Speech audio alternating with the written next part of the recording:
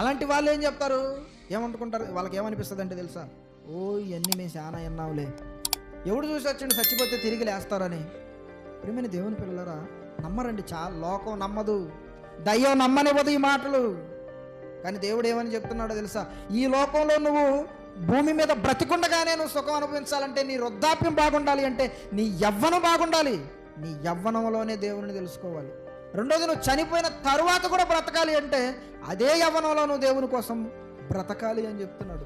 ఎన్ని ప్రయోజనాలు చెప్పండి మనకి, ఎన్ని ప్రయోజనాలు. యవ్వనంలో దేవుణ్ణి తెలుసుకొని దేవుని కోసం బ్రతకడం వలన ప్రియమైన దేవుని పిల్లలారా మన వృద్ధాప్యం బాగుంటుంది. ఎందుకంటే మన వృద్ధాప్యంలో మనం ఏ పనులు చేసుకోలేనటువంటి పరిస్థితుల్లో వాక్యం నేర్పిన నీ కుమారుడు ఖచ్చితంగా దేవుని ఆజ్ఞను బట్టి నిన్ను ఎలా చూసుకుంటాడో తెలుస్తుంది, చాలా జాగ్రత్తగా చూసుకుంటాడు.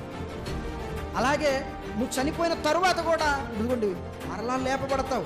మరి యవ్వనంలో ఉన్నప్పుడు భూమి మీద బ్రతుకున్నప్పుడు ఎన్నో కష్టాలు శ్రమలు అనుభవించావు కాబట్టి మరణించిన తరువాత నీవు లేపబడతావు.